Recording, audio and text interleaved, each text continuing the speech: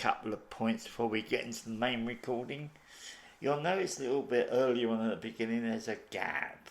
That's because Mike's internet's a little bit shaky, but we carried on. Also, deliberate mistake before you say, ha ha!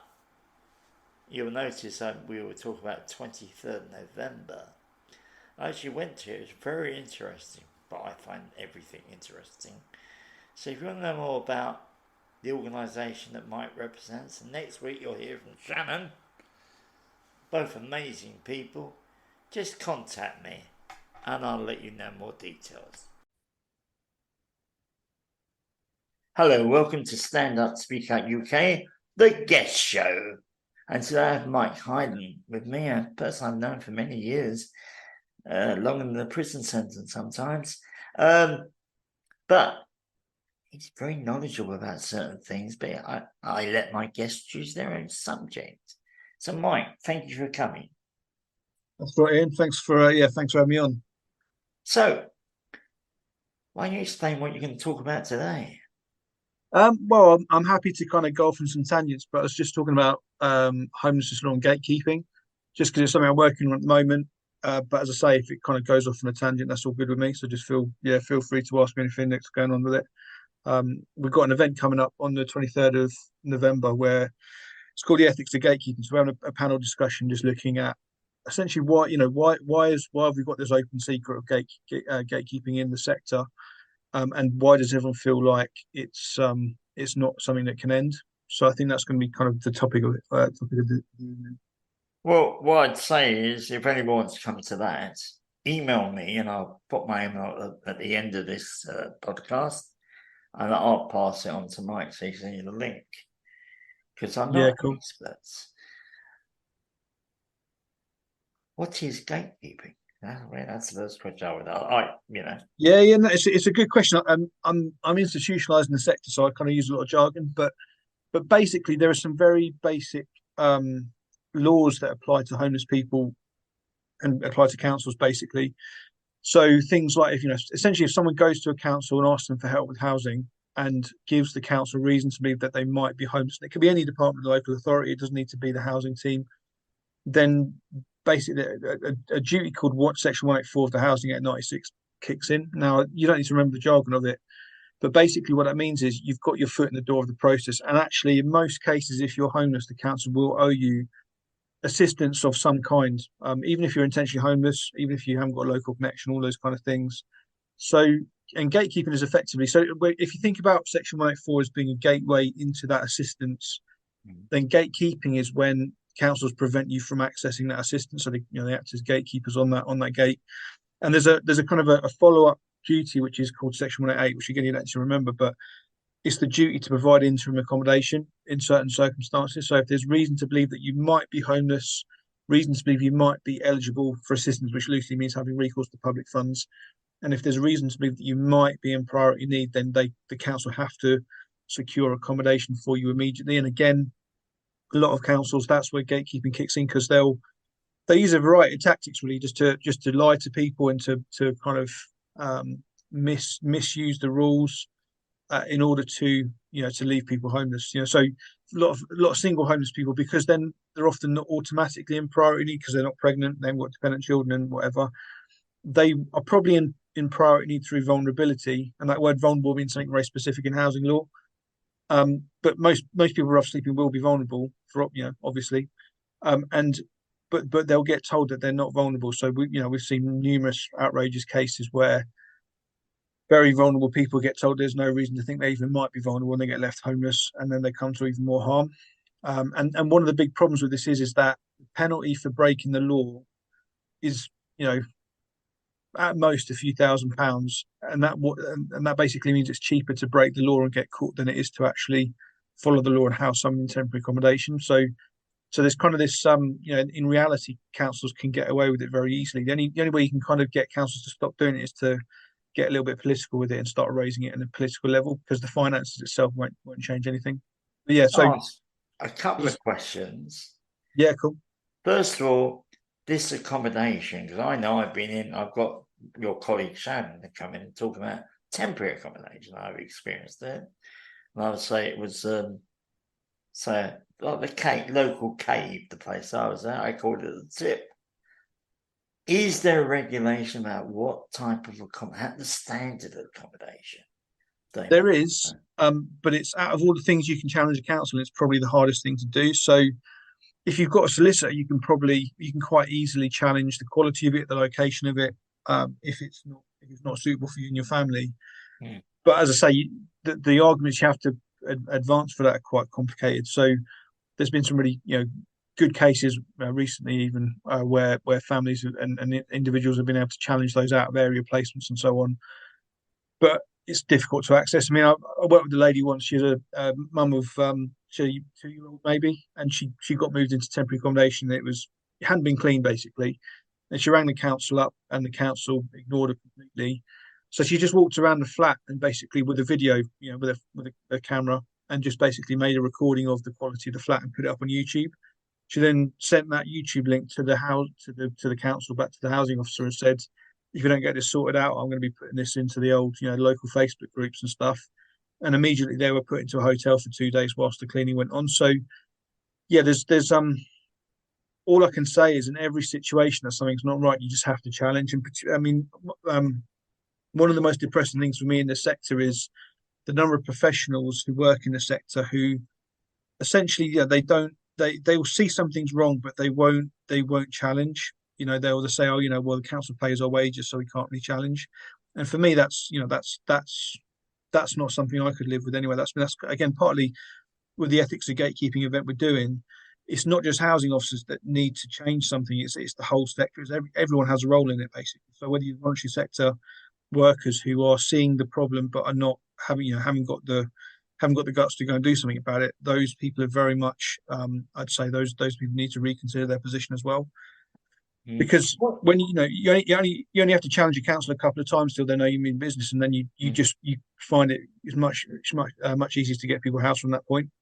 Now, you said earlier on, and this is my second question about that the law can be used, but how strong is the law in your opinion?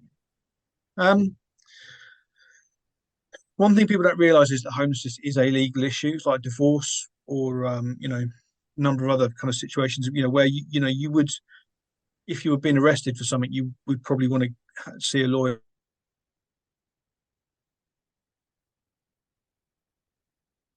You're okay? Oh, you're frozen.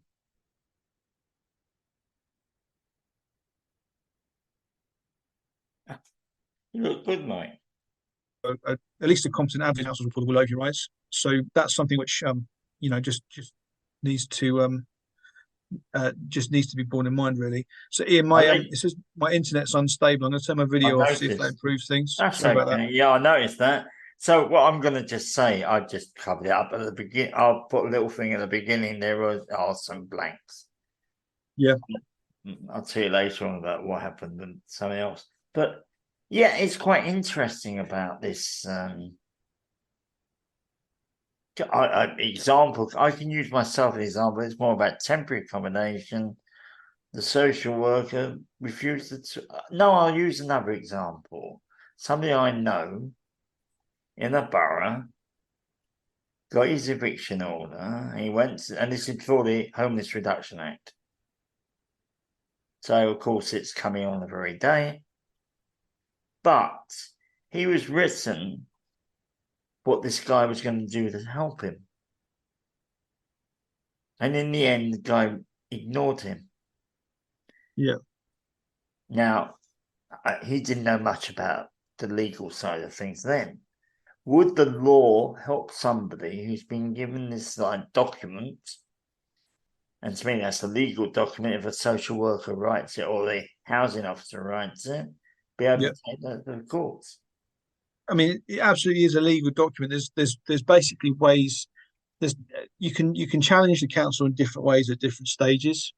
So it kind of depends where about you're at. But if it's something like a housing officer just not responding to your attempts to contact them, then the best thing you do in that situation is complain. And the first bit of advice I ever got from the LGO, the local government ombudsman, which is a bit like CQC or Ofsted, but for councils, when I rang them up, they'd say, look, when you've got an issue, just send a complaint to the chief executive council, just label it formal complaint, and that's the best way to get something done. And it is by far the best way to get something done, because what you want to do, housing officers are so used to doing this stuff that I think it just they just become apathetic to it.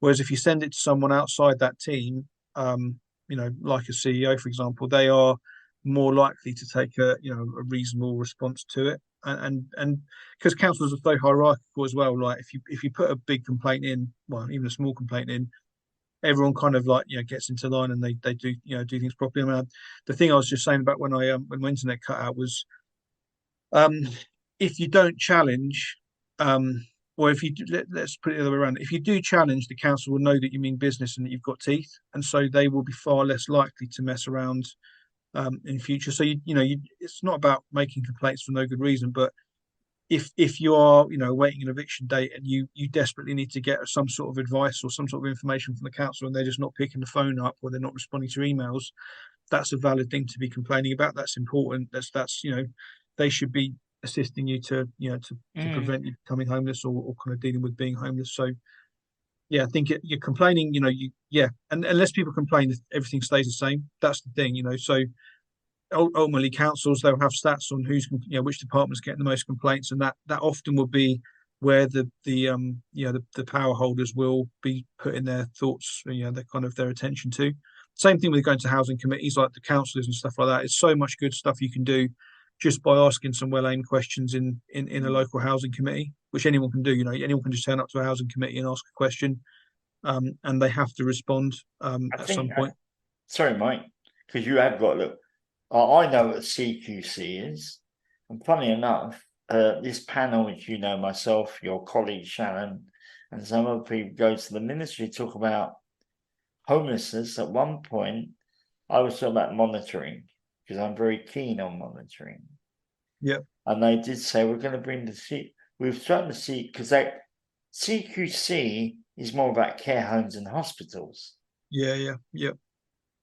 And CQC is quality control, is it? I can't remember the first word is, something like that. Quality, care quality commission, I think, something like that. And it happened because somebody was, when I did my course, it was because somebody was treated bad in a hospital. But these sort of things don't happen in housing. Yeah, there's no equivalent. I talk about the LGO, but the LGO functions different in that sense to CQC. So when I used to work in drug and alcohol services, when something went wrong, when a patient died, or when something hadn't been done right, everyone panicked basically, because they thought they were going to get called in front of a coroner's court and had to give account for what they did. So there was that real accountability there. The LGO doesn't really work like that. So as I say, the kind of the compensation So amounts what's to the the LGO. LGO? That one I don't know. So the local government. So technically, it's now called the LG SCO. So the local government and social care ombudsman. So there's Mm. also a housing ombudsman, but that's kind of a slightly different remit. But the LGOs, I still call it. They look at that. They can make findings about gatekeeping. I mean, when I started learning about housing law and homelessness law, I went on the LGO website and I just searched for the decisions they made about councils, because every week there's probably about 15 decisions they make in terms of complaints they've investigated.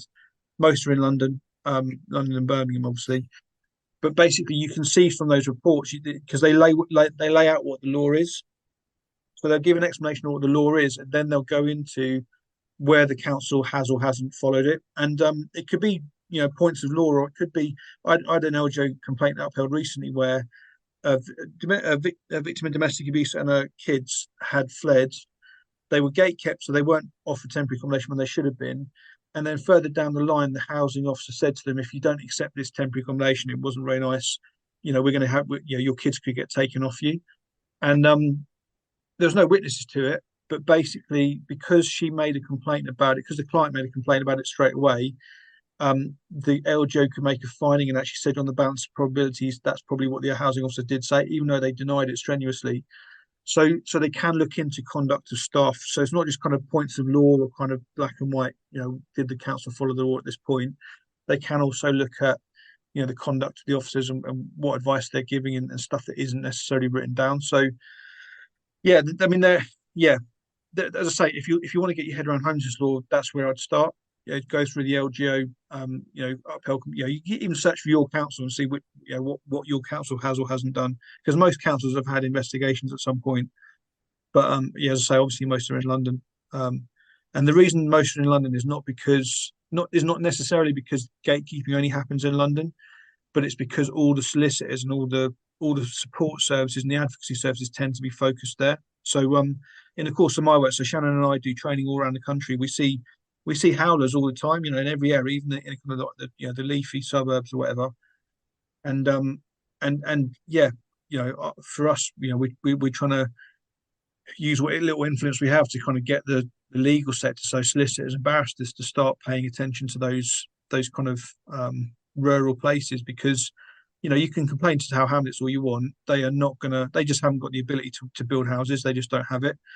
Whereas if you start complaining about Gloucestershire or central Bedfordshire or whatever, those areas, they do have the ability to make improvements. So in Bedford, where most of our work has been based, since we started doing what we're doing, the temporary accommodation stock has gone up tenfold. So there was 61 units, and now there's over 640, which is not an end in itself, but it just shows that councils can find money for important things. So although councils might be going bankrupt or whatever, a lot of councils out, in those rural areas, they do have some sort of leeway to start, to follow the law better. And because they haven't been challenged, in our experience, those rural councils are often the worst. Like, they're proper naive when it comes to following the law. Like, they'll admit openly that the council doesn't follow that law here, that sort of mentality. And they don't, because they've never been taken to task before. They're just quite willing to say that sort of stuff in writing. So it's quite easy to get complaints upheld. So I think, if there was kind of an organised approach, kind of cutting across the legal sector, the voluntary sector, you focus on an area, you find out where there's a problem, you go take on that council, you get some judicial reviews, you get some upheld complaints, and then you take it to their housing committee or whatever. You'll find that actually within a couple of years you can get things turned around, with very little effort, to be honest. Some of it you can get paid for through legal aid if for the solicitors. So it would potentially be a very effective way of doing it. That's in my opinion, that's where mine and Shannon's efforts really are at the moment. Shannon will later come on this thing to talk about temporary housing. Yeah. But So but it's an interesting point you just made. I thought about, and being who I am, as you know, the sense of humour that I have, I thought of Ron Paul, going around the country defending people. But you're saying that certain areas don't have an LGO. so the LGO covers the whole area, but most areas. So if you Google Law Society, they've got something called a legal aid desert, and it's a map of the UK, and most areas in the UK do not have a legal aid funded solicitors firm there. So what that means is, so it's the LGO will cover that, but if you're homeless, you're going through all that stuff, you ain't got the headspace to get your head around the law straight away. So what you need some competent professionals supporting you, who would then potentially take that complaint to the LGO. Because to get to the LGO, you've got to go through the council's process, and even that can be hard work these days. So even getting a council to give you your records or whatever, it can take far longer than it should do, because I think some councils just take the line, if they don't respond to complaints, some of them will go away. So it's as I say, there's a lot of stuff that can be done. I know it can feel very disheartening at the moment in the country, but there would be some ways which you could get some very very remarkable turnarounds, I think, if you just kind of were a bit more strategic about it, really. Is there a time frame for these sort of things? Like, if you have to do it by a certain time? Yeah, it's a good question. So you've got to get it in most cases, you've got to get it to the LGO within 12 months of the problem happening, or you becoming aware of the problem, let's say. And actually, so I had a council take so long recently to respond just through their normal complaints process. I had to keep chasing them. They kept delaying, that it was actually beyond the 12 months by the time I could take it to the LGO. Now, the LGO were cool about it. They said, we can see you raised it at the right time. It's just the council's own delays and failures that's actually led to that kind of overall delay. But yeah, you can't. I'm pretty sure you can't go back that far. There is an argument to say, well, actually, if I wasn't aware of something 5 years ago and I've just become aware of it somehow, then maybe the LGO would investigate. But I think that's less likely. I've got a complaint in the moment where they're looking at some stuff that happened in 2019, but Mm. it's in the context of what's happened now. So it's, you yeah, But if you're in, surely, sorry, Mike, you said that's an interesting point because I just thought about, when do you have to start it? yeah, But if you're saying, say, 2019, but surely there's somebody who does some advocacy work sometimes, documented proof of something. yeah. Would that override the 12 months? So again, it's kind of it's when the individual became aware of it, or when I guess probably when Mm. they reasonably should have been aware of it. Is probably a better way of saying it. So so with one of the complaints I'm dealing with at the moment, we were looking at a live problem, but when we got a copy of her records from the council, went back through it, we were like, hang on a minute, they actually failed her back, 4 or 5 years ago, and Mm. that's the first time we were aware of it because unless you request a copy of your records, you're just not going to know the stuff. So if you're in this situation, as I say, it's a legal issue, and you want to deal with it as such. So you want to, you never want to speak to the council on the phone. Always want to use email. You want to request a copy of your records anytime you think something might be going wrong. So anyone's got the ability to request a copy of their records. It's free to do. It's called a subject access request. They have to provide everything within 30 days. And so I think that that you can immediately kind of just get a grip of what you can prove and what you can't if you go to a complaint. So when we support someone to make a complaint, we'll look through their records to see what aspects of it are going to be easy to get upheld and what aspects are not. Because the old legal thing, if it's not written down, it didn't happen. That's often what the case is. So a lot of housing officers are obviously not stupid enough to say when they haven't done something. Would it be possible? We're thinking that yourself, myself, a lot of. I used to teach IT at a day center, and there were so many guys who didn't have an email address and wouldn't even know how to use an email. And Yeah, I would talk about homeless people, but I would say in the province of general public, I know a guy years ago when I spoke to him about how universal credit was coming.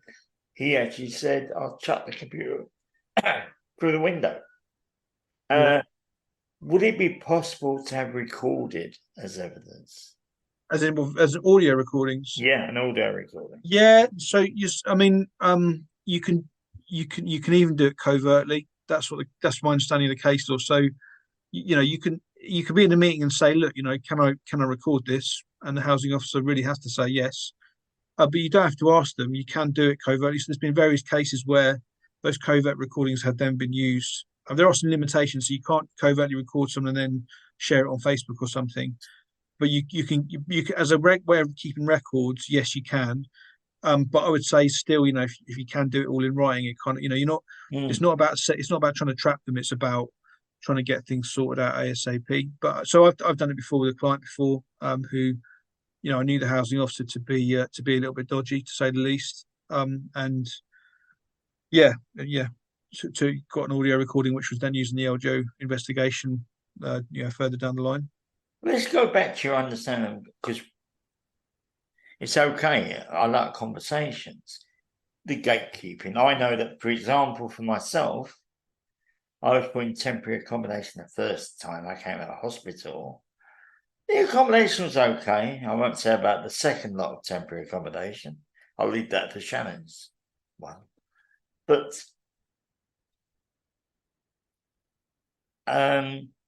it's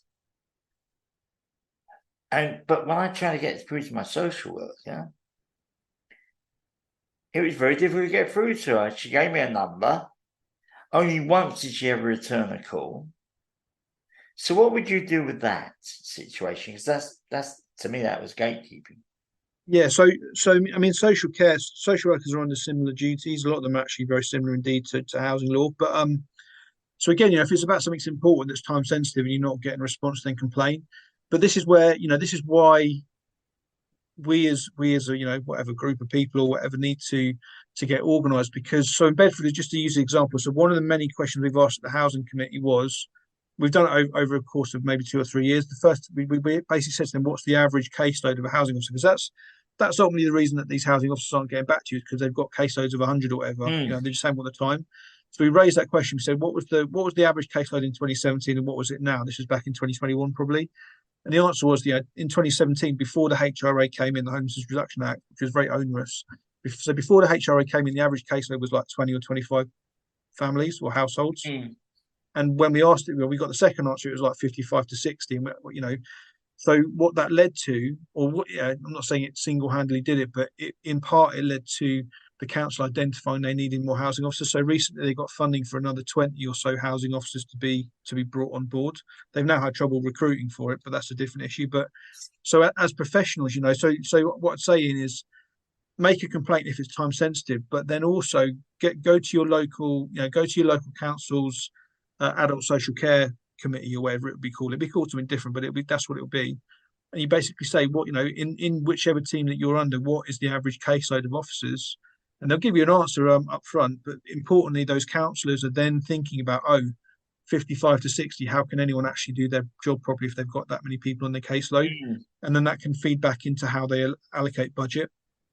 So So I think it's about not just, for us, it's about not just dealing with the issue, it's about dealing with the systemic, the individual issue. It's about kind of going back to the system and actually again, we had cases when clearly the housing officer didn't know what they were talking about. And so we did an FOI, freedom of information request, to find out what their training program was.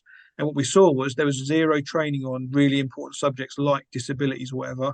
And that immediately, when we then raised that with the housing committee, that then immediately led to the whole team being put on really good quality disability awareness training or whatever.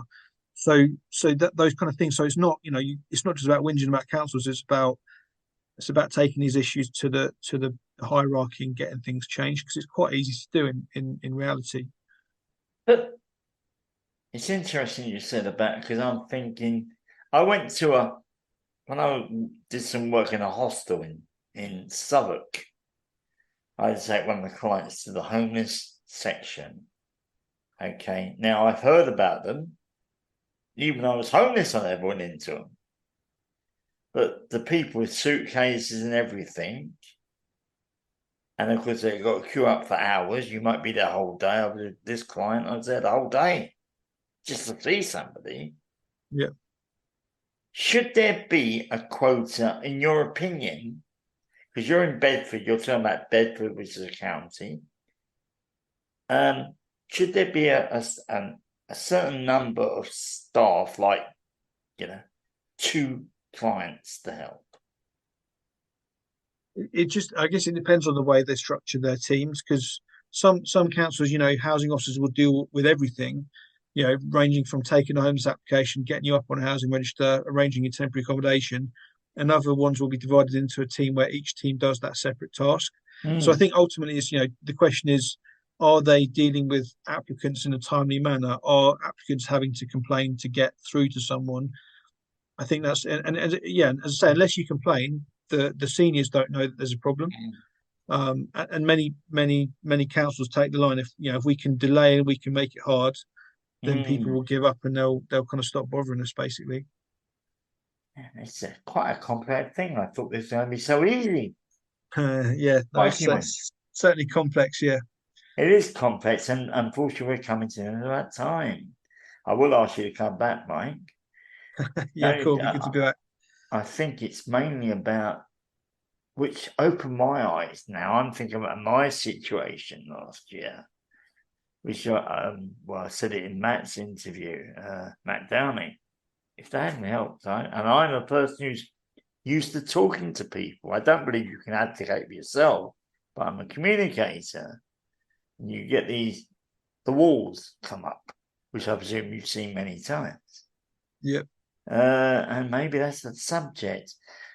So I want to say thank you to Mike of say the name. I'm terrible. Homelessness Best Practice at HBP. And they do a brilliant podcast on Thursday. Usually, if I'm not doing anything else, because I'm interested in everything. But between Disney and them, I'd rather watch them, because you learn something. And if you're interested in knowing more about this thing on the 23rd November, email me at Ian Calman. That's my name is spelled. I'll do it the old phonetically way. India Alpha November, Kilo Alpha Lima, Mike Alpha November @ and it's my personal name, GouldMichaelXray.com. Another thing I should say is, if you want, I'm going to start in December. This might be December. I don't know. I'm going to put it out. A newsletter. That newsletter will talk about what's coming up, but also I'll put some news items in it because that's what I do anyway. So I'm going to say thank you again, Mike, and hope to see you again. Cheers, Ian. Take it easy, mate. Time, mate.